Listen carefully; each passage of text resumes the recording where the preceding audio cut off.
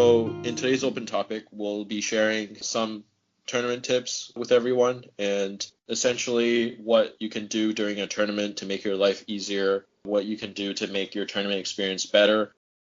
If you have an idea or something that you want to share, just jump in. I guess I'll start with one rule that I think is really important, and that is to know all the scenarios well, especially the ones that you don't play as often, because sometimes there will be something there that people tend to forget. So, for example, in Seize the Prize, the end condition is a little bit different. Or in Contest of Champions and Lords of Battle, where your heroes can get mic back. Like sometimes, like I know personally, I forget that a lot. And so it's really important, especially before a tournament, to review all the scenario special rules and just kind of know them before you start playing. I think just to add on to that, not just the scenarios, but just read the entire tournament pack. Now there's different ways of calculating tournament points. I know with the new rules guide, that might be the new precedent, but as of right now, different tournament organizers might calculate points differently. So I don't know if you guys think the same way, but depending on how they calculate tournament points, you have to kind of adjust how you play a little bit as well. Absolutely. Okay. I'm going to tack on to both of those points. First of all, Richard, amazing point. Love it. As a TO, it is so frustrating when you show up and like 5 people out of like 20 have read the tournament pack. It's so annoying. So please read your tournament packs. It's just like it makes everything run smoother and it just makes everything easier. And then on like Charles's point about knowing the scenarios, personally, this kind of changes for me depending on what army I'm playing. But I always like to just come up with like brief strategies on how I want to play every scenario with the army that I have. Like, if it's capture or domination, like, okay, I'm going to go for 3 objectives, hold that, and then try and get leader and breaking. And then do that, and then we'll see if the game progresses. If I can move on and grab other things, then I'll go do that. But have like a basic strategy of what you want to do. It's much easier to go into a game with a basic strategy rather than showing up and going, I'll just see what happens. Yeah, I also find sometimes because the scenario packs now we have, 18 match play scenarios now? Of course, it was a lot easier to plan this out when there were 6, and then we had 12, and now we have 18. But they all still fall into core groups where the objectives of the game are relatively similar within, there's 3 or 4 of each. If you can figure out how you generally want to approach just those core aspects, for instance, domination, capture and control, usually oftentimes if there's going to be a center objective and then there's going to be 2 on my side, 2 on my opponent's side, or there's going to be the 3 at center and 1 on each side, you want to figure that out. So when I saw this topic, I immediately had something jump into my mind, and you guys are going to laugh at me because it's not related to strategy, it's not related to rules, but I think it's really important for tournaments. And it's thinking about how are you going to move your army and all your stuff around from table to table when there's not a lot of time or there's stress. Because you see people who show up and they haven't thought about, okay, how am I actually going to keep track of my army and get ready to deploy it? And so having a modular system where you can put all your tools, measuring devices, have your warbands ready to deploy on a nice tray, organized so you're not trying to sort out your warbands right when the game starts, creates so much time and takes so much stress away that you can actually pay attention to strategy and pay attention to the scenario. So thinking through how are you going to keep track of your models and make sure they're ready to deploy, I think is the biggest tip I ever worry about. That's a really good point. Personally, at the end of all my games, I always like to organize my stuff into warbands. And I'm lazy, so I don't make anything to carry it with, but I just pick whichever one of my books is nearest that I'm not going to need for the first 20 minutes or whatever while we're setting up. And I just lay out all my warbands on that book that I have. And it's easy enough as a carrying tray, but yeah, that's a really good point. I could definitely learn a point from that, actually. I think it's one of those in-between things that you don't think about because it's not technically really part of the game or part of the tournament. But the amount of time I spend worried more about being able to deploy and move from one table to the next and not enough about, what the board looks like. Where's the terrain? What's the scenario? How am I going to put my army in a position at the very beginning of the game to be as successful as possible? I'm more worried about, do I have all my models? What's going on? And when I mess that up, but then I'm also a klutz. So if you're doing that, my biggest piece of advice after that is if you're going to put them on a book, you better have an extra jar of super glue. Because I've broken at least one model in like every tournament. Dropped it or something, and then stumbled over to try and find it and stepped on him, ran an orc. Every time. Alex's Guritz's pick is still missing to this day. No, I have the pick. Oh, you found That it? one's we found the pick at the end of that tournament, actually. I guess along that same topic, it's also really important, at least for me, is to note down not only your own heroes' heroic stats, but also your opponents. Not necessarily because you think your opponent might cheat or forget something, but just so you can kind of keep track of their resources during the game. And, if you're playing like a burnout strategy, you can compare what you have left versus what they have left. And it helps you make decisions a lot easier during the game, whether to use a might or not, whether to burn this fate or not, just seeing what your opponent has. Okay, just to switch gears a bit, here's a controversial one. I would say at a 2-day tournament, if you are doing extremely well and you really want to win, try not to go hard on the liquor afterwards. Usually there's some sort of get together. Of course, like a few is fine, but not more than 20. Yeah. I mean, I haven't done it, but our resident drinker here, Ian, he often competes for the podium in our local tournaments, but he shows up like with hangovers. To be fair, my usual game day traditionally has been Sunday like mornings and afternoons. And throughout like the past 5 years, I've also been playing rugby on Saturdays. So Saturday night ends up being a party night. So, this kind of goes into like the practice how you play, right? So if I practice hungover, I should play hungover. Well, all I'll say is I have a very good record against Ian on Sundays at tournaments. Yeah, that's fair enough. So I guess the lesson there is if you're going to drink too, then make sure your biggest competition is also drinking. So the strategy is after day one at the bar, who to buy drinks for. Exactly. That's like Mouth of Saruman stuff, right? Let me buy you a we drink. know that Richard hasn't built up a tolerance, so we're going to target him next time and try and peer pressure. Just print out the list of the top tables at the end of day one and be like, okay, the top 5, let's go. People are like, how come you're only buying half the guys' drinks? There's a reason. I'll explain later. But, okay, also on that note, though, something that is small that I think makes a big difference is bring a bottle of water to every day, like every game day you have, at least at a minimum. Not even if you're going to be hungover, just in general. You're doing a lot of talking and like a lot of standing and moving around, and you just end up getting really, really thirsty. And some comfy shoes, man. Yeah, Be true. standing a long time. Yeah. Yes. Especially on one of those days where you play 4 games in a day. You get to the 4th game, you're in what becomes like it's a stuffy room. You've been standing for 8 hours. You've had one meal and it's usually not that great. And you get to the final game and you've got a splitting headache from not drinking any water. That's a preventable issue.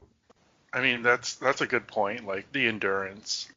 Like I find that during practice games, of course you can do like a one-off, but before like a really, really big premier event, we've had practice sessions where you play maybe 2 or maybe even 3 in one day, and it actually helps your endurance a lot where you can actually focus on your last game. Because I mean, I remember at Nova, I'm sure you guys do too, like by the last game everyone was just walking around like zombies. So it's like whoever could work with best the amount of brain cells they have left usually won the game. So yeah, that was our first time playing in a 6-game tournament, and you feel it by game 5. And I don't want to say don't play as hard in your first few games, because you kind of want to try your best in all of your games, right? But kind of just like don't over push yourself that by the middle of the tournament you're kind of like ready to go home, because I definitely seen some players do that before, where halfway through the tournament they're like, oh, still 2 more games, like I don't know if I even want to play the last 2 games. So kind of like think ahead a little bit about how many games you have left, and I don't know, just don't burn out. That- Take breaks. That feeds into what the next point I wanted to bring up is remember, like, remind yourself to sit down if you have chairs. Like, if your opponent is doing moves and stuff, you don't need to be, like, leaning over the whole table watching them do every move. Like, sit down, relax your back muscles, and, like, save some of your energy. Because, like, I've definitely done that before. Like, first 2 games, I'm like, oh, yeah, watching everything. Like, oh, yeah, that's a good move. Oh, yeah, you sure you can, like, do all that and, like, whatever. And then by game 3, it's just like, oh, my God, my back hurts. My feet hurt. Everything is achy. One thing I find is that I get a little bit like worked up before the first game or two. Mentally, I'm just kind of like constantly, my mind is racing for that first game. You just want to get into it. You're a little bit nervous that you're not going to do well. Problem is, sometimes that really drains the energy out of you. For me, honestly, I contribute it a bit to anxiety. Like, almost get like anxious before the first game because I want to do well in the whole tournament. You know, you have to get off to a good start. I try and get excited and really look forward to game 1 to stop the anxiety from setting in. Or you want to try not to use up all of your energy in that first game or two, because it's a mental game too. Alex, I feel like I can introduce you to my friend Jack Daniels, and he will help with that. But of course, that Richard's tip might not. You can't do that because we just had a tip against that. Okay, yeah, that's what I was thinking. Richard might disagree, but my friend can really help with that. And Well, see, I guess that depends entirely on how your first and second games go. They go poorly, then by all means. No, I highly encourage anyone to take that advice. Please, be my guest. Alex, I think the thing to remember, at least what I can say, is just don't overthink it.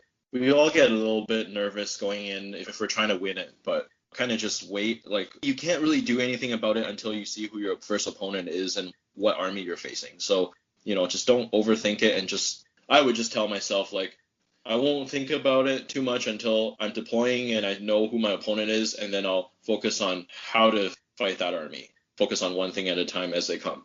And if you think about it, that's probably usually the game that are most able to lose.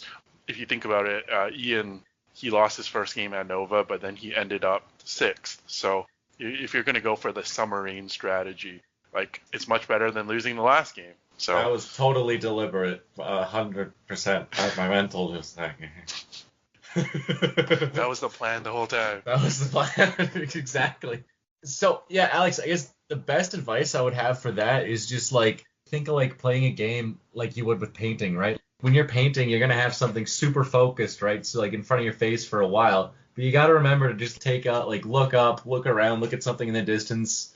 So for that, like in a tournament, after like a couple turns, if we're like lines are clashing, my opponent's doing their moves and nothing super important is happening, I like to just take like a minute or two just to like walk around, look at other games, see what's going on, maybe say a couple words to like one of my buddies, right? And then go back to the game. It's really helpful to just refresh you a little bit. On a slightly lighter note, Matt, I wanted to ask if you had any tips for tournaments that you travel to outside your local area, because I guess a quick one for me is personally, like, it's hard for me to share a hotel room. It's hard for me to get some sleep, so that can make it tough for tournament day. Yeah. Well, I'm kind of spoiled on that because I usually travel with my brothers, so it's a little easier to travel with family and all that, so it works out. But the only thing I could say for traveling is it kind of goes back to just have all your stuff packed and organized and easy to get on a plane. If you're building a display board ahead of time, think about how to make it modular in nature that can go into a suitcase. I know a lot of people build these amazing things and then they realize, how am I going to get it on a plane? So think through the entire travel experience all the way and make sure that you're accounting for that, not just putting everything in a cardboard box and being surprised when it's all ruined when you get there. I think just building on that, once you show up, since my first tip was kind of not strategy related, if you travel to a tournament, Richard, to your point, and you get there and you're not familiar with the scenarios or the boards, the scenery is what I was trying to say. You really need to think about, because we all have our local game scenes where we've seen the same terrain set up and we're used to it. But you go to a new place like Nova where there's this elaborate scenery, or elaborate terrain, you have to think about how will my army and the strategy that I want to use, where on this board do I want to fight? And that really affects your deployment. So I think that's my biggest tip is take some time after you see your opponent's army, after you use Charles' tip of thinking through what resources do they have, look at the board and just decide where do I want this battle to go down, and do everything you can in the deployment to influence the fight to occur where you want it to when the lines do clash. That's really interesting because I know different communities, different metas, they like to play different amounts of terrain. So if you're going to an international event, you might be playing someone who's completely used to something different. So you want to spend the first couple of minutes kind of talking over what is difficult terrain. Can I walk through that door? Can cavalry go through this door? Because it's much better to get that out of the way than arguing in the middle of the game and then tie up a judge and spend like 10 minutes on something that doesn't even matter in the end, right? 100%. And like Matt said, looking at the terrain and maybe even like manage your time by looking at the terrain. Like if this army was to play on this board, how long would it take to actually move and get to combat? Will I have time in this 2-hour window to capture my objectives? And on the same note, I recommend either having like your phone in front of you so you can check time more easily, or you could see the countdown clock at the front of the gaming hall, just so you don't lose track of time. Because I feel like if you're a slower player or if you're playing a horde army with more models, sometimes you can like run out of time to get all your victory points. On the terrain thing, I like to, like you're saying, like do like the pre-trip check, pre-flight check, with your opponent. You go over all the terrain, and then I also just quickly, at a minimum, I like to just go, okay, I have this hero, this hero, this hero, this hero. Do you know what they can do? Okay, yeah, you do. Perfect. Oh, you don't. Okay, they have this special rule, this special rule, this special rule. So there's nothing like nothing crazy where they're like super upset, and then just go, oh, so what do you have? And just like a quick run through so you know exactly what's going on, so you're not surprised by anything popping up. I mean, this never happened to me before, but I'd be thoroughly upset if 50 minutes into a game somebody goes, oh, and here's this warband of goblin mercenaries. You go, ha ha. This didn't happen to me, but I talked to someone who said that they played against an army that had a proxy. They used a Gilgalad model to proxy as one of the, like a Gondor hero or something completely different. And like half the game, he thought it was Gilgalad. And then when he finally moved a model base to base to fight it, his opponent told him that it wasn't. And then it like threw him off. So that example is like, it's not going to happen a lot. But like Ian said, you got to make sure you know what your opponent has. And and on that, I think we kind of talked about it in knowing your opponent's resources, but I think I'll just note down having something to keep track of resources spent, both on your side and their side, because it's stressful in a tournament and you're watching the clock and everything. And it's especially like our model that we were talking about today, the Necromancer, 25 will plus a free one.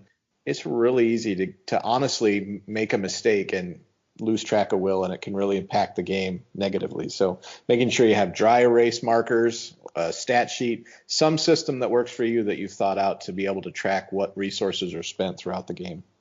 Yeah, and I think if you keep a good track of time, you'll be able to kind of estimate how many turns you'll be able to cast and kind of distribute your will and kind of come to the conclusion, okay, if I use 3 will a turn, it'd be at a good pace. I know everybody has their different preferences. I really like the dice tray ones. Assuming you have like space to put them out, I just find it's very easy, so you can set them up on the side of the table. You know how much will you have, might will fate you have, and then your opponent can easily see as well. So then there's not like a lot of ambiguity about what stats you guys have, which I find does kind of happen if one of you guys just has like a small sheet of paper and you're writing everything down there, right? I personally prefer that. I know some people don't like it because they can get bumped and then the stats can go crazy. I don't think I've ever had that happen to me, but that is definitely a concern. Also, before I had them, I did not like having little like movement sticks that are like 6 inches long or like 12 inches long. But then I ended up just getting them as like a tournament prize, and now that I have them, they're amazing. They're so good. Because like a really big thing I find is like if you're measuring and there's like a whole bunch of terrain in the way with a tape measure and you're like half a foot up or like a foot above trying to like eye it out, you end up adding like an inch or half an inch to measurements a lot of the time. So it's just so much easier to visually see charge ranges and stuff. So those are super helpful. You don't even need to like buy one. You can just make one that's like a good reference and is easy to see. So you can put one down and go, okay, this stick, and then there's half an inch, so you definitely can't charge me this turn. Boom, easy. So I'm definitely an advocate for having those. I think those tokens from like the generals pack and the starter set, they're helpful. And like the sticks you're talking about, I don't think you need them, but you just find some way to keep track of them. Like I didn't buy any of those profile cards that came out, but I'm fine with just like one of those custom 3D printed Might Will Fate trackers, as long as you have something like that. Anything that can help you take like strain off of your brain. Like all these kind of small things, so you're not like constantly stressed about all this stuff. It's easier for you to relax and just like make decisions in the game rather than going, oh, I don't know if I measured that correctly, blah blah blah blah blah, or oh, I gotta remember to go and like write down all my stats and yeah. Yeah. Okay. That has been our open topic on our tournament tips. Thank you everyone for listening, and thank you Matt for coming on our podcast. My pleasure. Thanks for having me. You guys, I can't wait to have another tournament up in your area so I can come see all of you and play a game and drink a beer, even though that was, Give day Richard one. some beers. Sunday night, I'll indulge. All right. Gonna have to hold you to that. And yeah, I think that's about it. Look forward to the next episode, and yep, see you all then.